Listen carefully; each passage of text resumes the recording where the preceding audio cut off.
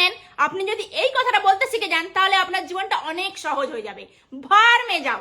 আপনি আমায় পছন্দ করেন না, ভার মে যাও। আমার ওপিনিয়ন আপনাদের পছন্দ নয়, ভার মে যাও। আর আমাদের মধ্যে তো এরকম কোনো কথা হয়নি যে আপনি আমাকে খুশি রাখবেন, আমি আপনাকে খুশি করব, এরকম কোনো কথাবার্তা বা চুক্তি তো আমাদের মধ্যে হয়নি। আপনি আমাকে পছন্দ করেন না, সেটা আপনার প্রবলেম, ওটা কি আমার প্রবলেম? তো ভার মে যাও। আর আমি নিজেকে কেন বদলাবো বলুন তো?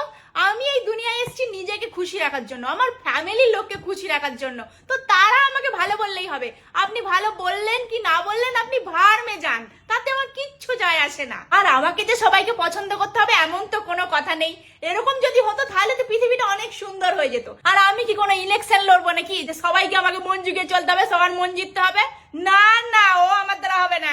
আর আমাকে যাদের যাদের পছন্দ নয় তাদের জন্য আমি কিচ্ছু করতে পারবো না, কারণ আমি তাদের জন্য নিজেকে বদলাতে পারবো না। এটা আপনার প্রবলেম, তো আপনি আপনাকে বদলান।